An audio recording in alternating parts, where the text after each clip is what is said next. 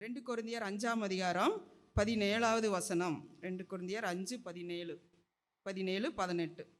இப்படி இருக்க ஒருவன் கிறிஸ்துவுக்குள் இருந்தால் புது சிருஷ்டியாயிருக்கிறான், பழையவைகள் எல்லாம் ஒழிந்து போயின, எல்லாம் புதிதாயின, இவையெல்லாம் தேவனாலே உண்டாயிருக்கிறது. இந்த முன்னாடி வசனம் எல்லாம் யாருனால உண்டாயிருக்கிறது? தேவனால உண்டாயிருக்கிறது. அவர் இயேசு கிறிஸ்துவை கொண்டு நம்மை தம்மோடு ஒப்புரவாக்கி ஒப்புரவாக்குதலின் ஊழியத்தை எங்களுக்கு ஒப்பு கொடுத்தார். ஹல்லேலூயா, ஹல்லேலூயா. ஆமாம், ஒருவன் கிறிஸ்துவுக்குள் இருந்தால், எப்போ கிறிஸ்துவுக்குள்ள வர முடியும்? இயேசுவை ஏற்றுக்கொள்ளும் பொழுது. அந்த இயேசுவை ஏற்றுக்கொள்ளும் பொழுது நாம் எங்கே வர்றோம்? கிறிஸ்துவுக்குள்ளே வர்றோம். கிறிஸ்துவுக்குள்ளே வர்றதுக்கு நம்ம எடுத்து வைக்கிற முதல் உடன்படிக்கை என்னவா இருக்கும்? ஞான ஸ்நானம், மறுபிறப்பு, தேவனால் பிறப்பது. தேவனால் பிறக்கணும். மாம்சத்தினால் பிறப்பது மாம்சமாயிருக்கும், தேவனால் பிறப்பது தேவனாயிருக்கும். அப்போ நம்ம ஒரு வயசில் ஸ்டார்ட் பண்ணி நம்ம வர்றதுக்கு முன்னாடி, நம்ம அதுக்கு முன்னாடி எங்கே இருந்தோம்? நம்முடைய தாயின் கருவில் இருந்தோம். கருவிலிருந்து நம்ம வெளியே வருது மாம்சத்தினால் பிறப்பது. அது மாம்சமாக தான் இருக்கும். அந்த மாம்சத்தில் எல்லா அழுக்கும், அந்த குப்பை எல்லாமே இருக்கும்.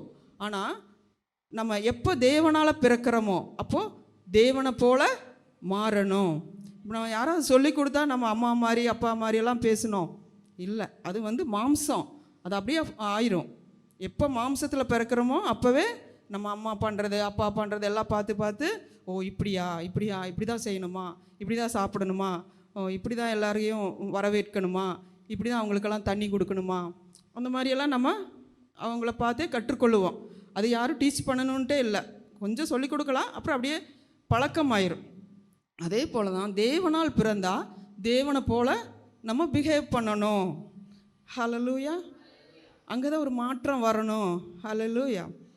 அதான் புது சிருஷ்டி. ஒருவன் கிறிஸ்துவுக்குள் இருந்தால் அவன் புது சிருஷ்டியாயிருக்கிறான், பழையவைகள் எல்லாம் ஒழிந்து போயின. ஹல்லேலூயா. அது தேவனால் உண்டாயிருக்கிறது. பழசை ஒழிக்கிறது யாரு? தேவன் தான் ஒழிக்க முடியும். நம்மளால யாருனால மனுஷனால ஒழிக்க முடியாது. ஹல்லேலூயா. அதுக்கு தான் அவர் ஒரு வழியை வச்சிருக்காரு. அந்த வழி யாருன்னா இயேசு தான் வழி. அந்த வழியை அவர் போனார், போய் காமிச்சார். இப்படி தான் 30 வயசு வரைக்கும் அவர் எங்கே இருந்தார்? வீட்டில் இருந்தார். அம்மா அப்பா சொல்கிறத கேட்டார், அம்மா அப்பாவுக்கு கீழ்ப்படிஞ்சார். 30 வயசு வரைக்கும் அவர் மாம்சத்தில் பெற்றோரோடு இருந்தார். அந்த 30வது வயதில் அவருக்கு நியமித்தபடி அவர் போய் எங்கே போனார்? யோர்தான் நதியில் போய் ஞான ஸ்நானம் எடுத்து கரை ஏறின உடனே ஒரு சத்தம் அவர் காதில் விழுது. என்ன சத்தம்? இவரின் நேசகுமாரன், இவரில் பிரியமாய் இருக்கிறேன். அந்த ஒரு வயசுலேருந்து 30 வயசு வரைக்கும் அவர் எப்படி இருந்தார்? மாம்சத்தில் அம்மா அப்பா சொல்கிறது கேட்டு 100% கீழ்ப்படிஞ்சிருந்திருப்பார் இல்லைங்களா? ஏன்னா எல்லா பிரமாணங்களை கற்றிருந்தார். அப்போ பிரமாணங்கள் தெரிஞ்சிருந்தா நியாய பிரமாணங்களை எல்லாம் அவருக்கு போதிச்சிருப்பாங்க. அவங்க அம்மாவும் அப்பாவும் நியாய பிரமாணங்களை எல்லாம் போதிச்சிருப்பாங்க, கற்பனையெல்லாம் கற்றுக் கொடுத்துருப்பாங்க. இப்படி தான் அதை படிச்சிருப்பார். அதுக்கப்புறம் அந்த நியாய பிரமாணத்தினுடைய முடிவு என்ன அப்படிங்கிறது எல்லாமே அவருக்கு தெரிஞ்சிருக்கும். ஆண்டவருடைய சத்தம் அவர் கேட்டிருப்பார். ஆண்டவர் வெளியிருந்து அவரோட பேசிக்கொண்டே இருக்கிறார். ஆனால் அந்த 30வது வயதில் ஆண்டவர் பரிசுத்த ஆவியானவரால் அந்த யோர்தான் நதிக்கு போய் ஞான ஸ்நானம் எடுத்த உடனே பரலோகத்திலிருந்து ஒரு சத்தம் கேட்குது, இவர் என் நேசகுமாரன், இவரில் பிரியமாக இருக்கிறேன் என்று சொல்லி. அதுக்கப்புறம் இயேசு என்ன பண்ணார்? இயேசு பரிசுத்த ஆவியானவர் அவருக்குள்ளே வந்த உடனே அவருடைய லைஃப் எப்படி மாறிடுச்சு? தேவனை போல தேவனை அவர் பிரதிபலித்தார் இந்த உலகத்தில். ஹல்லேலூயா. தேவன் பரலோகத்தில் எப்படி இருக்கிறார் என்பதை அவர் நமக்கு காமித்தார். அவரோட வாழ்க்கையில் காமித்தார், அவரோட பேச்சில் காமித்தார். அதுதான் மறுரூபமாக்கப்பட்ட வாழ்க்கை, மறுபிறப்பு அடைந்த வாழ்க்கை, தேவனால் பிறப்பது. தேவனால் பிறப்பது என்னென்னா ஒரு லைஃப், ஒரு பழைய வாழ்க்கையை அழிச்சிட்டு புதிய வாழ்க்கையில் வாழ்கிறது. ஹல்லேலூயா. ஒருவன் கிறிஸ்துவுக்குள் இருந்தால் அவன் புது சிருஷ்டியாக இருக்கிறான், பழையவைகள் எல்லாம் ஒழிந்து போயின. ஹல்லேலூயா. அப்போ பழையவைகள் ஒழியணும். கிறிஸ்துவுக்குள் இருக்கிற எல்லாருடைய வாழ்க்கையிலும், என் வாழ்க்கை, உங்கள் வாழ்க்கை, எல்லார் வாழ்க்கையிலும் பழைய மாம்சத்திற்குரிய வாழ்க்கை நம்ம வாழக்கூடாது. நம்ம புது வாழ்க்கை வாழணும். அது எப்படி வாழணும் அப்படின்னு தான் இயேசு நமக்கு வாழ்ந்து காமிச்சார். பரலோகத்திலிருந்து எல்லாரையும் அனுப்பி அனுப்பி சொல்லி சொல்லி பார்த்தாரு. மக்கள்னால புரிஞ்சுக்க முடியல, வாழ முடியல. அவங்க கொஞ்ச நாள் ஹைட்டில் இருப்பாங்க, நல்லா இருப்பாங்க. நம்ம கேட்டோம் இல்லையா, மோசே, எலியா, இவங்கெல்லாம் வானத்திலேருந்து அக்கினி இறக்குனாங்க, அற்புதங்களை செஞ்சாங்க, 40 லட்சம் இஸ்ரேல் ஜனங்களை நடத்திட்டு போனாங்க. ஒரு கட்டத்தில் அவங்க சோர்ந்து போயிட்டாங்க. போதும், என் பேரை கிறுக்கி போடுங்க ஆண்டவரே அப்படின்னு சொல்லி மோசே சொன்னார். அப்புறம் எலியா சொன்னார், போதும் போதும் ஆண்டவரே, நான் எல்லாரையும் பார்க்க நல்லவன் இல்லை, நான் செத்து போகிறேன்னு சொன்னார். அந்த எண்டுக்கு வந்துடுறாங்க. ஏன்னா ஆண்டவர் பரலோகத்திலிருந்து இவங்களை நடத்திட்டே இருக்கிறாரு. அப்புறம் ஆண்டவர் பார்த்தாருச்சா, இது சரியில்லையே, அப்போ நம்மளே போய் அவங்களுக்குள்ளேருந்து நம்மளே வாழ்ந்துடலாம். அவங்க சும்மா ஒரு பொம்மையாட்டம் இருந்தால் போதும், நம்ம உள்ளே போய் அவங்கள இயக்கிடலாம் அப்படின்னு சொல்லி தான் ஆண்டவர் ஆதி காலத்திலேயே அது அவங்க இருதயத்தில் இருந்தது. ஆண்டவரோட இருதயத்தில் இருந்தது. அதை ஸ்டெப் பை ஸ்டெப்பாக காமிச்சிட்டு வர்றாரு. ஆபிரகாமுக்கு காமிச்சாரு, மோசேக்கு காமிச்சாரு, எலியாவுக்கு காமிச்சாரு, தாவீதுக்கு காமிச்சாரு, சாலமோனுக்கு காமிச்சாரு. அதுக்கு மேலே அவங்களால முடியல, அவ்வளோதான். அப்புறம் இயேசுவே அனுப்பிட்டார். இயேசு வார்த்தையாக இருந்தவர் என்ன ஆனார், மாம்சமாகி இந்த உலகத்துக்கு வந்தார். இந்த உலகத்துக்கு அவர் என்னெல்லாம் கற்பனைகள் எல்லாம் சொன்னாரோ அதையெல்லாம் அவராகவே மாறிட்டார். மாறி எழுத்து கொள்ளும், ஆவி உயிர்ப்பிக்கும். எழுத்தின்படி என்ன ஆகணும், ஒரு மனுஷன் பலியாகணும். அப்போ எழுத்தின்படியே இயேசு மாறி என்னானார், நமக்காக பலியானார். ஹல்லேலூயா.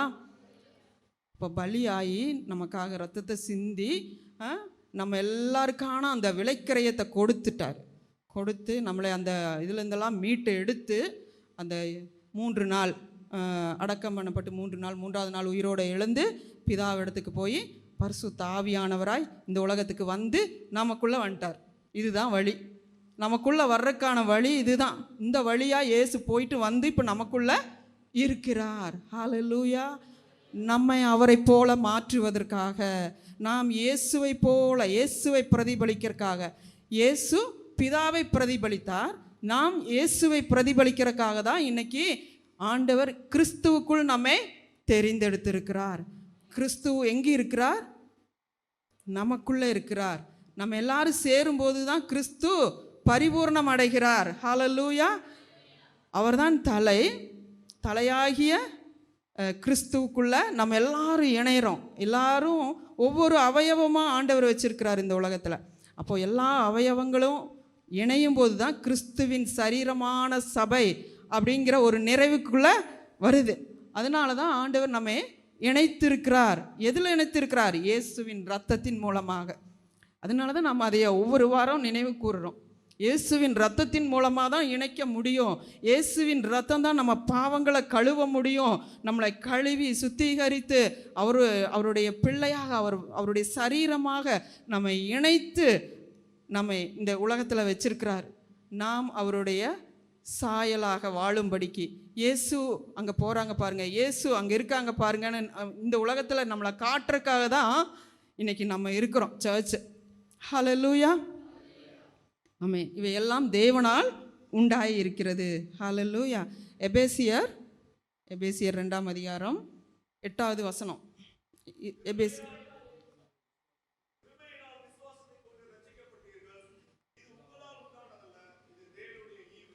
ஆமாம், ரட்சிப்பு என்கிறது நம்மளால் உண்டாகலை, புது சிருஷ்டிங்கிறதும் நம்மளால் உண்டாகலை, இதெல்லாம் தேவனால் தான் உண்டாயிருக்கு.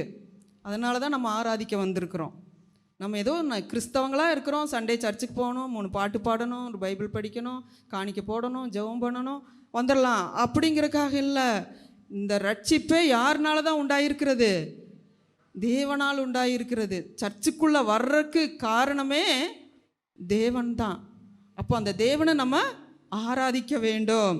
கிருபையினாலே விசுவாசத்தை கொண்டு ரட்சிக்கப்பட்டீர்கள், இது உங்களால் உண்டானதல்ல, இது தேவனுடைய ஈவு. ஹல்லேலூயா. தேவனுடைய ஈவு, தேவனுடைய கிஃப்ட்டு. அதனால தான் இன்றைக்கி சர்ச்சுக்குள்ளே நம்ம உட்காந்துருக்குறோம். இல்லைன்னா நம்மளுக்கு ரைட்ஸே கிடையாது. சர்ச்சில் ஆண்டவரோட பேரை சொல்கிறதுக்கு நம்மளுக்கு உரிமையே கிடையாது. நம்ம அந்நியராக இருந்தோம், புறஜாதிகளாக இருந்தோம், இஸ்ரவேலுடைய காணியாட்சிக்கு வெளியே இருந்தோம், நம்பிக்கை இல்லாதவர்களாக இருந்தோம். அதுக்கு கீழே வசனம் சொல்லுது நம்மளாம் எப்படி இருந்தோம் அப்படிங்கிறத இங்கே கீழே வசனம் சொல்லுது. இன்றைக்கி நம்ம ரட்சிக்கப்பட்டுட்டோம், நம்ம இஸ்ரவேலரோட சேர்ந்து நிற்க முடியும். ஹல்லேலூயா. நம்மளுக்கு பேர் ஆவிக்குரிய இஸ்ரவேலர்கள். ஹல்லேலூயா, ஹல்லேலூயா. அவர்கள் மாம்சத்தின்படி பிறந்தவர்கள், நம்மளை ஆவியின்படி வாக்குத்தத்தத்தின்படி நம்ம வந்திருக்கிறோம். பரிசுத்த ஆவியானவர் மூலமாக நாம் எல்லாரும் ரட்சிக்கப்பட்டு அவருடைய பிள்ளைகளாக மாறி இருக்கிறோம். அதுக்கு ஆவியானவர் அத்தாட்சியாக இருக்கிறாரு, சாட்சியாக இருக்கிறாரு. நம்மளும் ஏன் ஆண்டவருடைய பிள்ளைகள் என்பதற்கு ஆவியானவர் அச்சாரமாக இருக்கிறார். ஹல்லேலூயா. வேதம் நமக்கு எழுதி கொடுக்கப்பட்டிருக்கிறது வேதத்தில். ஹல்லேலூயா, ஆமென். கிருபையினாலே விசுவாசத்தை கொண்டு ரட்சிக்கப்பட்டீர்கள். இது உங்களால் உண்டானதல்ல, இது தேவனுடைய ஈவு. ஹல்லேலூயா. இன்றைக்கி பார்க்குறோம், இந்த உலகத்தில் எத்தனையோ கோடி மக்கள் இருக்காங்க, இந்த கோயம்புத்தூரில் எத்தனையோ பேர் இருக்காங்க. ஆனால் நம்மக்கிட்ட யாரோ ஒருத்தங்க வந்து சொன்னாங்க, இயேசுவை ஏற்றுக்கொள்ளுங்க, இயேசு நல்லவர், அவர் தாங்க உண்மையான ஆண்டவர்னு ஒன்று நம்மளுக்கு ஒரு விசுவாசம் வந்தது பார்த்தீங்களா? ஆமாம், நம்மளும் அவரை ஏற்றுக்கொள்ளணும், அவர் தான் உண்மையான தெய்வம் போல், சரி ஏற்றுக்கொள்கிறேங்க அப்படின்னு ஒரு விசுவாசம், ஒரு நம்பிக்கை உள்ளே வந்துச்சு இல்லை? அந்த நம்பிக்கை, அந்த விசுவாசத்தை வச்சதே ஆண்டவர் தான். ஹல்லேலூயா. நாங்களும் எங்கள் அனுபவத்தில் பார்த்தோம், நிறைய பேர்த்துக்கு ஆண்டவரை பற்றி சொல்லுவோம், நிறையா பேர்த்துக்கு சொல்லுவோம் ஆண்டவரை ஏற்றுக்கொள்ளுங்கன்னு. அந்த நேரத்துக்கு சரிங்கம்பாங்க, ஜெபம் பண்ணணும், அந்த நேரத்தில் சுகமாயிருவாங்க, நல்லாயிருவாங்க, அப்புறம் மறந்துடுவாங்க, வரவே மாட்டாங்க சர்ச்சுக்குன்ட்டு இல்லை, இயேசு பக்கமே வர மாட்டாங்க, அப்புறம் அவங்க வேறு மாதிரி போயிடுவாங்க. ஆனால் நம்ம ஒரு சிலராக இங்கே உட்கார்ந்துட்டுருக்கிறோமே, நமக்குள்ளே அந்த விசுவாசம், அந்த நம்பிக்கையை உருவாக்குனதே ஆண்டவர் தான். இயேசுவை விடக்கூடாது, பிடிச்சுக்கணும், அங்கே தான் அவர் தான் உண்மையான தெய்வம் அப்படிங்கிறத ஒருவேளை நம்மளுக்குள்ள அந்த விசுவாசத்தை உருவாக்கியிருக்கலாம், இல்லைன்னா நம்ம பெற்றோருக்குள்ளே அந்த விசுவாசத்தை உருவாக்கியிருக்கலாம், இல்லைன்னா நம்மளுடைய தாத்தா பாட்டிக்குள்ளே உருவாக்கியிருக்கலாம். எங்களுடைய தாத்தா பாட்டி மூலமாக அங்கிருந்தே ஆண்டவர் இந்த விசுவாசத்தை வச்சுட்டே வராரு. அவங்க விசுவாசித்து, எங்கள் பெற்றோர் விசுவாசித்து, நாங்கள் விசுவாசித்து, எங்கள் விசுவாசத்தில் எங்கள் பிள்ளைகளை நடத்தும் போது அவங்களும் அதை ஏற்றுக்கொண்டு, ஆமாம் நம்ம இந்த இதுதான் சரியான வழின்னு சொல்லி இதில் வராங்க. பார்த்தீங்களா? இதை உருவாக்குனது யாருன்னா ஆண்டவர். அதனால தான் நாங்கள் ஆண்டவருக்காக என்ன பாடு வந்தாலும், பிரச்சனை வந்தாலும் இந்த ஊழியம் செய்யணும் அப்படிங்கிற அந்த இதில் போகிறதுக்கு ஒரு காரணம் ஆண்டவர் கொடுத்த விசுவாசம், அவருடைய விசுவாசம், அவர் எங்களுக்குள்ளே வச்ச விசுவாசம், அவர் எங்களுக்குள்ளே வச்ச நம்பிக்கை. ஹல்லேலூயா. அதே தான் உங்களுக்குள்ளேயும் நாங்கள் சொல்கிறோம். உங்களுக்குள்ளே ஒரு விசுவாசத்தை ஆண்டவர் வச்சாங்களே, இது நீங்கள் இப்போ தான் முதல் தலைமுறை கிறிஸ்தவங்களாக இருக்கலாம், இப்போ தான் நீங்கள் ஆண்டவரை ஏற்றுக்கொண்டிருக்கலாம். உங்கள் பெற்றோரெல்லாம் ஆண்டவரை அறியாமல் புறஜாதிகளாக இருந்திருக்கலாம், நீங்கள் ஏற்றுக்கொண்டிருக்கிறீங்கள, உங்களுக்குள்ளே அப்படி ஒரு விசுவாச நம்பிக்கை வந்துச்சு இல்லை? இது யார் கொடுத்ததுன்னா ஆண்டவர் கொடுத்தது. ஹல்லேலூயா. இது தேவனுடைய ஈவு, ஒரு கிஃப்ட்டு. அந்த கிஃப்ட்டை எப்படி பார்க்கணும்? ரொம்ப கவனமாக பார்க்கணும். இது யாருமே தர முடியாத கிஃப்ட்டு. இந்த உலகத்தில் எந்த மனுஷனாலும் தர முடியாத கிஃப்ட்டு. ட்ரம்ப் தர முடியாத கிஃப்ட்டு, மோடி தர முடியாத கிஃப்ட்டு, நமக்கு யாரெல்லாம் ஹையஸ்ட்டாக நம்ம நினைக்கிறோமோ யாருனாலையும் தர முடியாத கிஃப்ட் ஆண்டவர் உங்களுக்கு எனக்கும் கொடுத்துருக்கிறார். அதுதான் அவருடைய விசுவாசத்தை நமக்குள்ளே வச்சிருக்கிறாரு. ஹல்லேலூயா. கிருபையினாலே விசுவாசத்தை கொண்டு ரட்சிக்கப்பட்டீர்கள், இது உங்களால் உண்டானதல்ல, இது தேவனுடைய ஈவு. ஹல்லேலூயா. இந்த ஈவை கொண்டாடுறதுக்கு தான் ஞாயிற்றுக்கிழமை நம்ம வரோம். எதுக்கு வரோம் அப்படின்னா, ஞாயிற்றுக்கிழமை எதுக்கு வரோன்னா தேவனை கொண்டாடணும். யாருக்கும் இல்லாத கிஃப்ட் எனக்கு கொடுத்துட்டீங்களே, தேங்க்யூ ஜீசஸ், நீங்கள் தான் அந்த கிஃப்ட்டு, அவர் தான் அந்த கிஃப்ட்டு. இது அதே போல் நம்ம புது சிருஷ்டி. இன்றைக்கி பழைய மனுஷன், பழைய பாவம், அழுக்க நீக்கணும்னு சொன்னால் நிறைய வழிமுறைகள் இருக்கு இல்லையா? வெளியே உலகத்தார் செய்கிறாங்க, நம்ம கேள்விப்படுவோம், நியூஸில் கேட்போம். இங்கே போனாங்க, பாவங்களெல்லாம் கழுவுறதுக்காக அங்கே போனாங்க, போகிற வழியில் செத்து போயிடுவாங்க, இல்லைன்னா வர்ற வழியில் செத்து போயிடுவாங்க. இந்த மலைக்கு போவாங்க, போகிற வழியில் செத்துருவாங்க, வர்ற வழியில் செத்துருவாங்க. அவங்களுக்கு பாவ நிவிர்த்தி எங்கேன்னு தெரியல, அலைஞ்சு திரிகிறாங்க, மலையாக போகிறாங்க, ஆறாக போகிறாங்க. ஆனால் நமக்கு ஆண்டவர் சொல்லியிருக்கிறாரு, நமக்கு ஆண்டவர் அவரே கொடுத்துருக்கிறார். அவரால் நமக்கு ஒரு மன்னிப்பு, பழைய மனுஷனை ஆண்டவர் சிலுவையில் அழித்து போட்டார் என்று சொல்லி வேதம் நமக்கு சொல்லுகிறது. ஹல்லேலூயா. அதான் நம்ம எப்படி இருந்தோம் அப்படிங்கிறத ஒரு சின்ன இது கிளான்ஸ் பார்த்துருவோம். அதுக்கப்புறம் அவர் எப்படி இருந்தார், நம்ம அப்படியெல்லாம் இருக்கையில் நம்ம அவர் எப்படி இருந்தார், அதுக்கப்புறம் நம்ம எப்படி மாற்றப்பட்டிருக்கிறோம் அப்படிங்கிறத தான் இன்றைக்கி நம்ம பார்க்க போகிறோம். அதுக்கு அவரே வழியாக இருந்தாருங்கிறதையும் பார்த்துட்டு நம்ம இன்றைக்கி முடிக்க போகிறோம். சரிங்களா? இந்த 2ஆம் அதிகாரத்தவே வச்சுக்கோங்க. 2ஆம் அதிகாரம் 1-3 வசனத்தை வாசிக்கலாம்.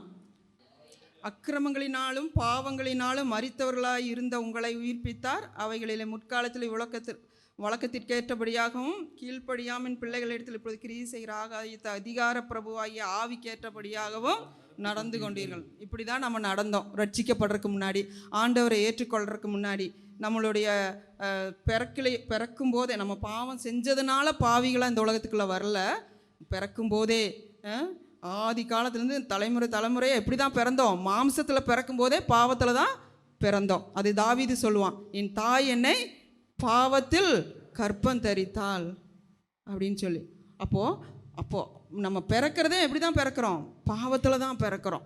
அதனால நம்ம நல்லவங்களை வாழவே முடியாது. நம்ம ஏன் இன்றைக்கி பார்க்குறோம், ஏன் இவங்க நல்லவங்களாக இருக்கக்கூடாது, இவங்க நல்லவங்களாக இருக்கு, அவங்க பிறந்ததே பாவத்தில் தான், அவங்க எப்படி நல்லவங்களாக இருப்பாங்க? நம்ம எதிர்பார்க்குறதே தப்பு இல்லையா? ஃபஸ்ட்டு நம்ம எப்படி பிறந்திருக்கிறோங்கிறத நம்ம தெரிஞ்சு, நம்ம எப்படி வாழணுங்கிறது தெரிஞ்சு நம்ம வாழ்ந்துட்டு இருக்கும்போது தான் நம்மளை பார்த்து தான் அவங்க எல்லாரும் மாற முடியும். ஹல்லேலூயா.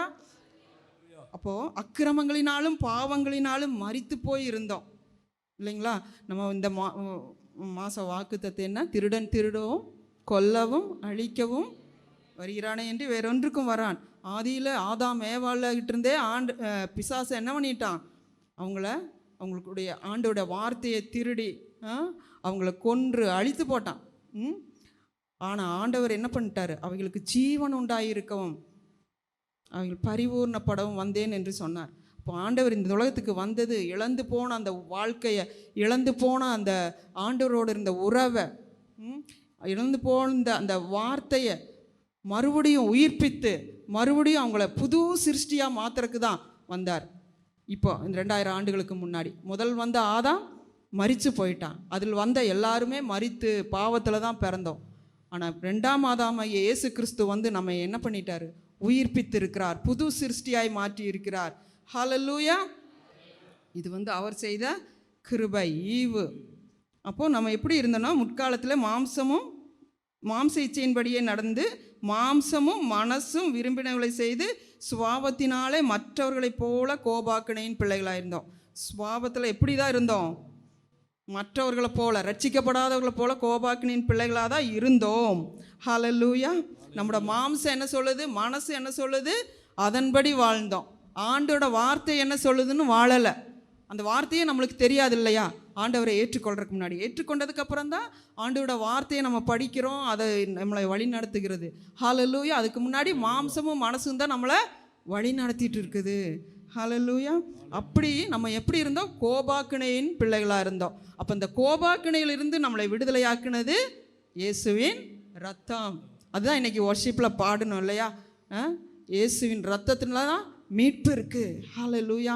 நம்ம அறிக்கையிட்டோம், கோபாக்கினையிலிருந்து என்னை மீட்டது இயேசுவின் ரத்தம். அதனால இயேசுவின் ரத்தத்தை நான் ஒவ்வொரு வாரம் எடுப்பேன். ஹல்லேலூயா. இன்னைக்கு என் மேலே கோபாக்கினை, ஆண்டவருடைய கோபாக்கினை இல்லாத காரணம் இயேசுவின் ரத்தம். அதை நினைவு கூற வேண்டும். ஹல்லேலூயா. ஆமென். ஹல்லேலூயா. ஆனபடியினால் முன்னே மாம்சத்தில் படி புறஜாதியராய் இருந்து மாம்சத்தின் கையினாலே செய்யப்படுகிற விருத்த சேதனம் உடையவர்களால் விருத்த சேதனம் இல்லாதவர்கள் எண்ணப்பட்ட நீங்கள் அக்காலத்திலே கிறிஸ்துவை சேராதவர்களும் இஸ்ரவேலுடைய காணியாட்சிக்கு புறம்பானவர்களும் வாக்குத்தத்தத்தின் உடன்படிக்கைகளுக்கு அந்நியனும் நம்பிக்கை இல்லாதவர்களும் இவ்வுலகத்தில் தேவனற்றவர்களுமாய் இருந்தீர்கள் என்று நினைத்து கொள்ளுங்கள். முன்னே தூரமாய் இருந்த நீங்கள் இப்பொழுது கிறிஸ்து இயேசுவுக்குள் கிறிஸ்துவின் இரத்தத்தினாலே சமீபமானீர்கள். போதும். ஆமென். ஹல்லேலூயா. முன்ன நாம் எப்படி இருந்தோம்? மாம்சத்தின்படி புறஜாதியாராக இருந்து, புறஜாதிகள் நம்ம எல்லாரும் இஸ்ரவேலரோடு நம்ம கம்பேர் பண்ணும்போது நம்ம புறஜாதிகள் மாம்சத்தின்படி. ஏன்னா அவங்க விருத்த சேதனை பண்ணியிருக்காங்க, அதனால அவங்க ஆண்டவரோட பிள்ளைங்க. அதுதான் அடையாளம். அவங்க விருத்த சேதனை பண்ணதுனால ஆண்டவருடைய பிள்ளைகள், நம்ம எல்லாரும் புறஜாதிகள். இது வித்தியாசம் இருந்துச்சு. அப்புறம் அப்படி இருந்த நாம் கிறிஸ்துவை சேராதவர்கள், கிறிஸ்து பக்கத்திலேயே நம்ம போக முடியாது, புறம்பானவர்கள், வாக்குத்தத்தத்தின் உடன்படிக்கைக்கு அந்நியர், நம்பிக்கை இல்லாதவர்கள், இவ்வுலகத்தில் தேவனற்றவர்களுமாய் இருந்தீர்கள் என்று நினைத்து கொள்ளுங்கள். இப்படி தான் இருந்தோம், தூரமாக இருந்தோம், ஆண்டவருக்கும் நம்மளுக்கும் எந்த சம்பந்தமும் இல்லை.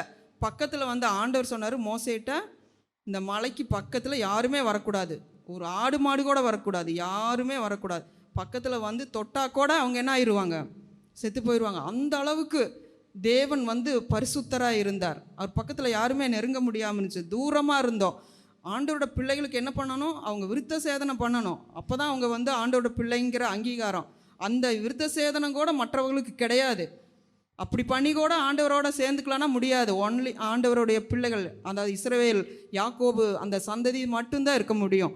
வேற யாருக்கும் அவர் தேவனாகவே இல்லை.